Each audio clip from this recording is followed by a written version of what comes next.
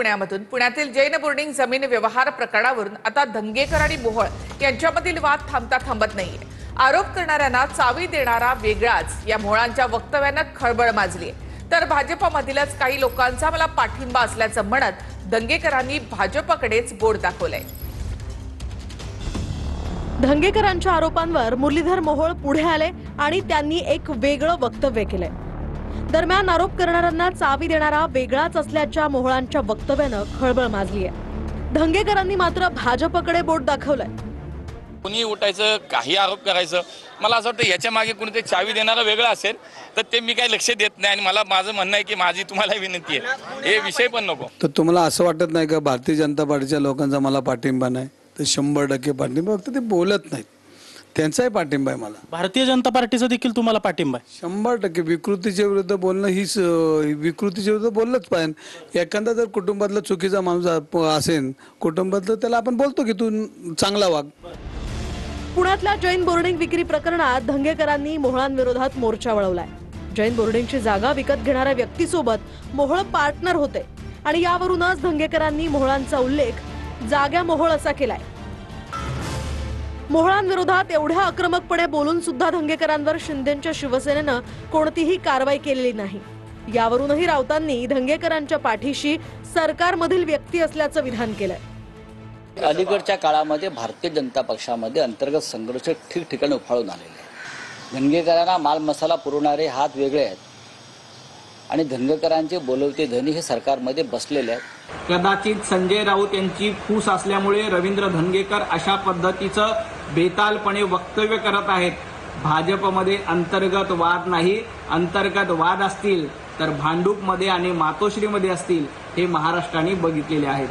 तर या प्रकरणात आता पुणे भाजपनं धंगेकरांची तक्रार फडणवीसांकडे केली आहे। धंगेकरांनी मात्र फडणवीसांविरोधात पुण्यातून मुख्यमंत्री पदाच्या वेळी कोण बातम्या सोडत होतं असा सवाल उपस्थित करत धंगेकरांचा मोहोळांकडे रोख असल्याचं दिसलं। तर 2024ला एक जण मीडियामध्ये बातम्या पेरून मुख्यमंत्री पदाच्या शर्यतीत आला होता। तो कोण आहे आदरणीय फडणवीस साहेबांना माहिती आहे। आज तोच घोटाळ्यातून वाचण्यासाठी माझ्यावर पक्ष कारवाई झाल्याच्या खोट्या बातम्या पेरतोय। मन में है विश्वास हम होंगे कामयाब असं ट्विट करांनी निशाणा साधलाय। त्यामुळे सगळ्यांच्याच भुवया उंचावल्या। मोहोळ विरुद्ध धंगेकर हे मोहोळ विरुद्ध धंगेकर नसून मोहोळ विरुद्ध भारतीय जनता पक्षातला एक गट। धंगेकर हा मोहरा आहे। दरम्यान धंगेकरांनी ट्विटरवरून शिंदेच्या शिवसेनेचा फोटो काढून टाकलाय। कितीही किंमत मोजावी लागली तरी लढत राहणार असल्याचंही धंगेकर म्हणाले। माझे नेते जे आहेत एकनाथ शिंदे, मी त्यांनी मला मान सन्मानाने या पक्षामध्ये पदाधिकारी केलं, मान सन्मान दिला आणि मला वाटत नाही की माझी बाजू मी त्यांना मांडली तर ते मला नोटीस किंवा माझ्या हक्कलपट्टी केली असं मला वाटत नाही। धंगेकर आता शांत बसणार नाहीत? अरे गुन्हे दाखल झाले पण शांत काय? तुम्ही चोरी केली, मग चोरी केलं तुम्ही पण माल सामान घ्या आता मला वाच असं नाही। तुम्ही चोरी केली, गुन्हे दाखल होत नाही तोपर्यंत तुम्ही शांत बसणार? लढणार। राजकीय किंमत किती मोजावी लागली तरी रवी धंगेकर आज सांगतो लढणार म्हणजे लढणार। आता मी सल्ला देण्या इतका रवी भाऊ मोठा नाहीये। रवी भाऊनी या शहराचे आमदार पद भूषवलेले आहे। 4 टर्म ते नगरसेवक महानगरपालिकेमध्ये आहेत। त्यामुळे मला वाटतं की सध्या रवी भाऊंनी परत मी ज्याप्रमाणे घरवापसी केली ना शिवसेनेमध्ये, तसं रवी भाऊंनी शिवसेनेमध्ये आलं तर मला वाटतं की रवी भाऊच्या खांद्याला खांदा लावून आम्हाला महानगरपालिका चांगल्या पद्धतीने लढता येईल। तर धंगेकरांना पक्षातून काढलं तर मग शिंदेंवर टीका करणाऱ्या गणेश नाईकांचं काय करायचं असा शिंदेच्या शिवसेनेचा सूर असल्याचं दिसत आहे। उदय सामंतांनी केलेल्या एका वक्तव्यामुळे शिवसेनेचं धंगेकरांना अभय आहे का असा सवाल उपस्थित झालेला आहे। स्वतः शिंदे साहेबांची चर्चा करेन, वेळ पडल्यास मी पुण्याला जाऊन देखील धंगेकरांची भेट घेईन, कारण ते आमचे सहकारी आहेत। धंगेकरांनी हे बोलल्यामुळं त्यांना पार्टीतनं काढून टाकावं असं काही लोकांचं भूमिका आहे। मग नवी मुंबईचं काय? इकडं तर गुंडांबरोबर देखील माझे संबंध आहेत। मी असं करतो तसं करतो हे पण आपण सगळ्यांनीच दाखवलेलं आहे। आपलं जसं पुण्यामध्ये चालू आहे तसं इकडच्या परिसरामध्ये देखील चालू आहे। धंगेकरांचे विषय आणि त्याला असलेली झालर ही वेगळी आहे आणि गणेश नाईक साहेबांचे विषय आणि त्यांची जी विषयाची चर्चा होती हा भाग वेगळा आहे। आता तसं बघायला गेलं पहिलं सुरुवात कोणी केली तर ते सगळे तुमच्याच बातम्या काढून बघायला लागतील. ते टिट फॉर टॅटचा काही संबंध येत नाही. दोन्ही नेत्यांनी समजून घेतलं पाहिजे. पक्षाच्या चौकटीमध्ये आपल्या नेतृत्वाशी बोलून भूमिका त्या ठिकाणी मांडली तर चांगलं राहील. प्रत्येक ठिकाणी छोट्या मोठ्या कुरघोडी होतच असतात. अशा परिस्थितीनं या ठिकाणी महायुती म्हणून लोकांसाठी आम्ही एकत्र आलो आहे. त्याच्यामुळं आमच्या छोट्या छोट्या गोष्टी उणीधुणी यापेक्षा महाराष्ट्रातल्या जनतेचं हित महत्त्वाचं आहे. खालच्या स्तरावरच्या नेत्यांनी कार्यकर्त्यांनी महायुतीमध्ये कटुता येईल असं आमच्यासहित कुणीच वक्तव्य करू नये अशी मला अपेक्षा आहे. तर धंगेकर आणि मोहोळांच्या वादामध्ये बिल्डर निलेश नवलखा यांनी एंट्री घेतली आहे. मुरलीधर मोहोळांनी पालिकेला पत्र देऊन माझ्या बिल्डिंगचं काम बंद पडलं असा आरोप निलेश नवलखा यांनी केलाय. तर मोहोळांनी हे आरोप फेटाळले आहेत. 2010 साली माझा बालेवाडी येथे प्लॅन सँक्शन झाला होता, मंजूर झाला होता महानगरपालिकेतून. मोहोळ साहेबांनी महानगरपालिकेला 2 पत्र लिहिली. महापालिकेच्या अधिकाऱ्यांनी जी माहिती सांगितलेली अशी आहे की त्यांच्यावर खूप प्रेशर टाकण्यात आलं फोन करून. मुरलीधर मोहोळांकडून? हो, मुरलीधर मोहोळांकडून. आणि माझं ते काम बेकायदेशीररित्या थांबवलं. पानेर बालेवाडीतले बालवडकर नावाचे काही शेतकरी त्यावेळेला आले आणि त्यांनी सांगितलं की ही खोटी मोजणी करून या बिल्डरनी ही प्लॅन सँक्शन केला आहे आणि त्याच्यामध्ये काहीतरी अनियमितता आहे, त्याच्यामध्ये काहीतरी चुकीचं झालं आहे. मी जेव्हा प्रशासनाकडनं माहिती घेतली तर त्याच्या अगोदरच प्रशासनाने त्याच्यावर स्टे दिलेला होता. हे असं कुठून तरी 5-6 वर्षापूर्वी. आणि बरं, याचं उत्तर महापालिका प्रशासन देईल ना.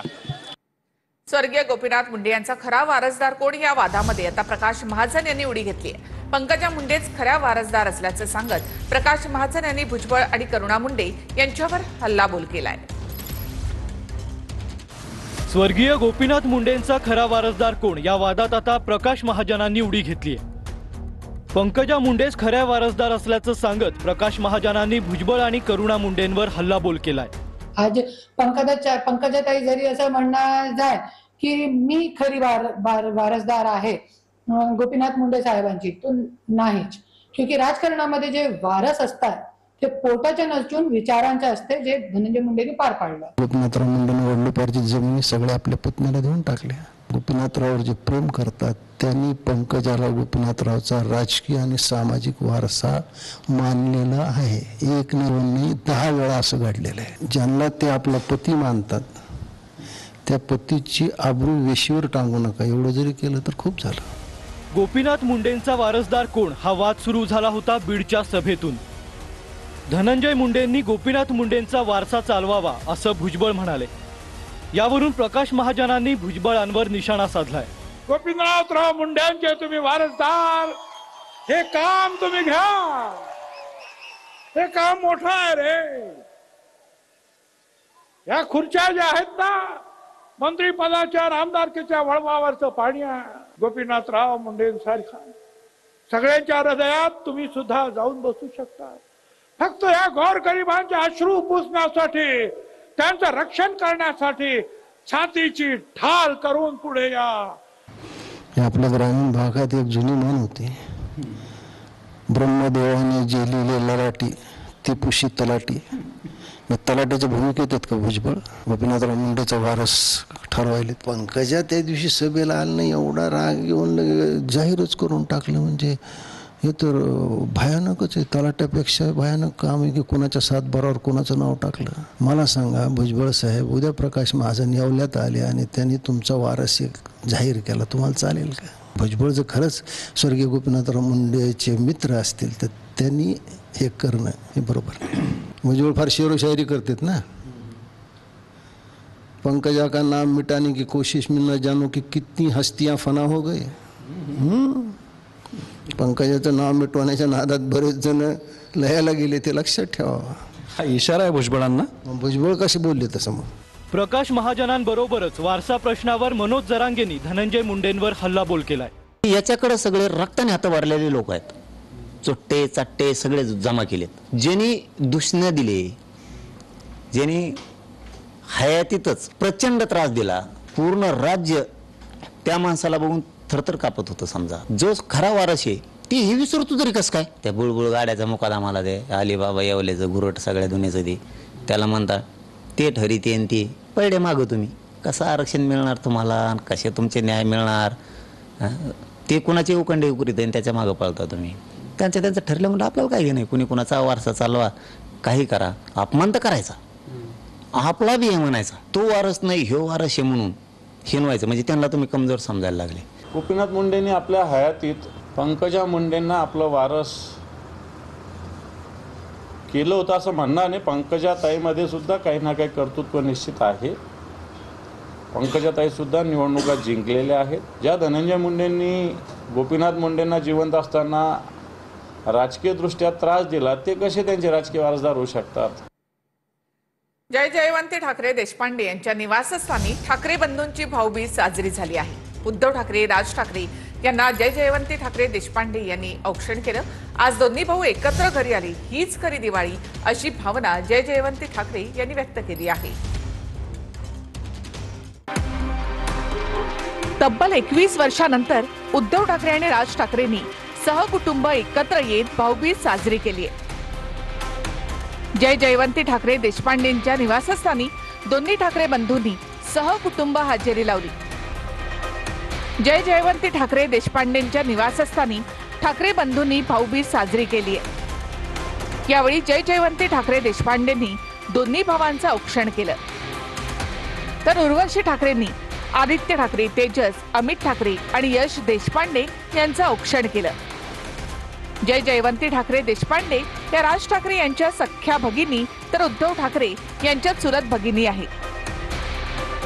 दोन्ही भाऊ एकत्र घरी आले, हीच खरी दिवाळी अशी प्रतिक्रिया जय जयवंती ठाकरे देशपांडे यांनी अनौपचारिक गप्पांमध्ये दिली. तर भाऊबीजेसाठी एकत्र आलेल्या दोन्ही ठाकरे बंधूंना चित्रा वाघ यांनी टोला लगावलाय. आज आमच्या देवाभाऊंमुळे दोन भाऊ एकत्र येत आहेत आणि आपल्या सगळ्यांचे वंदनीय स्वर्गीय बाळासाहेब ठाकरे हे वरून देवाभाऊंना आशीर्वादच देत असतील की तुमच्यामुळे लोकांना दाखवण्यासाठी का असेना, राजकारणासाठी का असेना, पण आज हे दोघं एकत्र आलेले आहेत. आणि मला तर आज सगळ्यात जास्त आनंद त्यांच्या बहिणींसाठी आहे. खरोखर देवाभाऊंचे आभार मानले पाहिजेत की त्याच्यामुळे इतके वर्ष ज्या बहिणी आपल्या भावाचं अभिष्ट चिंतन करण्यासाठी वंचित होत्या त्या आज त्या ठिकाणी आल्या. लोकशाही आणि मुंबई वाचवण्याची आमची लढाई आहे, हे काँग्रेसला समजून घ्यावं असं संजय राऊत म्हणाले आहेत. गांधींनाच पंतप्रधान करायचं आहे, तुम्ही मुंबईचं महापौर पद काय घेऊन बसलात असंही राऊतांनी भाई जगताप यांच्या वक्तव्यावर म्हटलं आहे. लोकशाही, संविधान आणि मुंबई वाचवण्याची लढाई ही अत्यंत निकराची लढाई आहे. हे आमच्या या सहकार्याने समजून घेतलं तर मराठी माणूस हे उपकार कायम लक्षात ठेवतं. मन फार मोठं आहे आणि आम्हाला राहुल गांधी यांनाच प्रधानमंत्री करायचं आहे. मुंबईच्या महापौराचं काय घेऊन बसले ते महाशय? तुम्ही मुंबईचे काय 27 महानगरपालिकांचे महापौर काँग्रेसचे करा, काही अडचण नाही. भारतीय जनता पक्षाला रोखणं, त्याच्यासमोर आव्हान उभं करणं आपल्या ऐक्याचं, ही आमची भूमिका आहे. महापौर मराठी होणं याला आम्ही प्राधान्य देतो. त्याच्यामुळे कोण काँग्रेसचे नेते मुंबईत काय बोलतायत, बाहेर काय बोलतायत, मला असं वाटत नाही काँग्रेस पक्षामध्ये अशा प्रकारचे तीव्र मतभेद आहेत. हा काही अंतर्गत त्यांचा वाद उफाळून आला असेल. 2029 पर्यंत मी कुठेही जाणार नाही असं मुख्यमंत्री देवेंद्र फडणवीस यांनी म्हटलेलं आहे. नागपूरमधील अनौपचारिक गप्पांवेळी देवेंद्र फडणवीस बोलत होते. MMR रिजनमध्ये काही ठिकाणी वेगळे लढणार, काही ठिकाणी युतीमध्ये लढणार असंही फडणवीसांनी म्हटलं आहे. एक बाब निश्चित, 2029 पर्यंत मी महाराष्ट्रात आहे, त्यानंतरचा निर्णय पक्ष करेल. नागपूरमधील अनौपचारिक गप्पांमध्ये फडणवीसांनी ही माहिती दिली आहे. MMR रिजनमध्ये काही ठिकाणी वेगळे लढणार तर काही ठिकाणी युतीत. आमच्याकडेही विरोधक ज्या मतांवर निवडून येतात ते सदोष असल्याचे पुरावे योग्य वेळी याद्या समोर आणू. स्थानिक स्वराज्य संस्था निवडणूक संपल्यावर जातीविषयक विषय मागे पडतील, जातींच्या प्रश्नात राजकारण नको. नळगंगा पैनगंगा नदीजोड प्रकल्प DPR तयार, काही मान्यता मिळाल्यानंतर मार्चपासून जमीन अधिग्रहण सुरू होणार. शक्तीपीठ महामार्गात बदल होण्याची शक्यता. धुळ्याच्या शिरपूरमधील भेसळयुक्त दुधाचा व्हिडिओ व्हायरल झालाय. दूध उकळल्यावर त्याचा रबर झाल्याचं व्हिडिओमधून दिसतंय. अन्न आणि औषध प्रशासनाने तपासणीसाठी दुधाचे नमुने घेतले आहेत. भिजत घातलेले कपडे पिळावेत तसे दूध रबरासारखं बनवून पिळलं जात आहे. दुधाच्या नावानं विकल्या जाणाऱ्या या विषाचा व्हिडिओ धुळ्याच्या शिरपूरमधून समोर आलाय. एका महिलेनं शिरपूरमधल्या विक्रेत्याकडून दूध खरेदी केलं, पण काही तासातच ते खराब झाल्यानं महिलेनं ते पुन्हा उकळून बघितलं. त्यानंतर जो पदार्थ समोर आला ते पाहून साऱ्यांनाच धक्का बसला.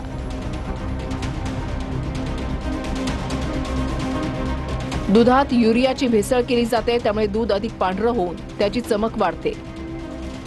फेसाळपणा येऊन दूध जाडसर दिसावं म्हणून काही प्रमाणात डिटर्जंट पावडरही टाकली जाते. पाम तेलाची भेसळ करून दुधाचा फॅट वाढवलं जातं. माल्टोडेक्स्ट्रीन किंवा स्टार्च टाकून दुधाची घनता वाढवली जाते. कॉस्टिक सोडा टाकून भेसळीमुळे तयार होणारा आम्लपणा कमी केला जातो. त्यात पुन्हा दूध अधिक वेळ टिकावं म्हणून फॉर्मालिन किंवा हायड्रोजन पॅरॉक्साईडचाही वापर होतो.